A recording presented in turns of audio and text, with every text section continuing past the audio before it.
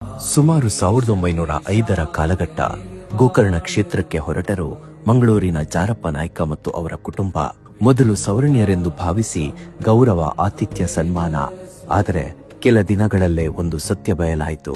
ಅವರು ಬಿಲ್ಲವ ಸಮುದಾಯದವರು. ಅಷ್ಟೇ ಸಾಕಾಯಿತು. ಗೌರವ ಅವಮಾನವಾಯಿತು, ಸ್ವಾಗತ ನಿರಾಕರಣೆಯಾಯಿತು ಮತ್ತು ದೇವಾಲಯವನ್ನು ಅಶುದ್ಧ ಎಂದು ಘೋಷಿಸಲಾಯಿತು. ಭಯ, ನೋವು, ಅಗಾಧ ಮೌನ ಮಾನವನ ಆತ್ಮಾಭಿಮಾನಕ್ಕೆ ಬಿದ್ದ ಗಾಯದ ನಾದ ಕೇಳಿಸಿತು. ಈ ಅಸಹನೀಯ ಅವಮಾನಕ್ಕೆ ಪರಿಹಾರ ಹುಡುಕುತ್ತಾ ಸಾಹುಕಾರ ಕೊರಗಪ್ಪ ನೇತೃತ್ವದಲ್ಲಿ ಶೆಡ್ಡ ಐತಪ್ಪ ಪೂಜಾರಿ, ಕೋಡ್ಯಲ್ಬೈಲ್ ಸೋಮಯ್ಯ ಮೇಸ್ತ್ರಿ, ಬಿ ಸೋಮಪ್ಪ ಇವರು ಶರಣಾಗಿದ್ದು ಶಿವಗಿರಿಯ ಬ್ರಹ್ಮಶ್ರೀ ನಾರಾಯಣ ಗುರುಗಳ ಬಳಿ. ಅಂದು ಗುರುಗಳು ನೀಡಿದ ಉತ್ತರ ಒಂದು ಉತ್ತರ ಮಾತ್ರವಲ್ಲ, ಅದು ಇತಿಹಾಸದ ತಿರುವು.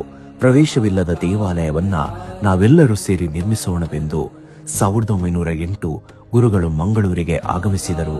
ಕುದ್ರೋಳಿಯಲ್ಲಿ ದೇವಾಲಯಕ್ಕೆ ಸ್ಥಳವನ್ನು ಆಯ್ಕೆ ಮಾಡಿ ವೆಂಕಟೇಶ ಶಿವಭಕ್ತಿ ಯೋಗ ಸಂಘವನ್ನ ಆರಂಭಿಸಿ ಸಂಘಟನೆಗೆ ಅಡಿಗಲ್ಲು ಹಾಕಿದರು. ಯುಗಾಂತರ 1912 ಮಹಾಶಿವರಾತ್ರಿಯ ಪುಣ್ಯ ದಿನ ಪಂಚಾಯತನ ಮೂರ್ತಿಗಳ ಪ್ರತಿಷ್ಠೆ ನೆರವೇರಿತು. ಆ ಕ್ಷಣ ಮೌನವಾಗಿ ತೆರೆಯಿತು ಗರ್ಭಗುಡಿಯ ಬಾಗಿಲು.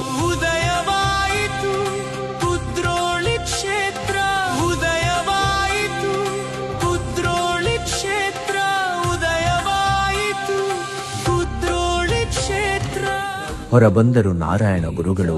ಅದು ಕೇವಲ ಒಂದು ಶಿವಲಿಂಗದ ಪ್ರತಿಷ್ಠೆಯಲ್ಲ, ಅದು ಸಮಾನತೆಯ ಘೋಷಣೆ, ಮಾನವೀಯತೆಯ ಪ್ರತಿಷ್ಠೆ, ಆತ್ಮಗೌರವದ ಸೂರ್ಯೋದಯ.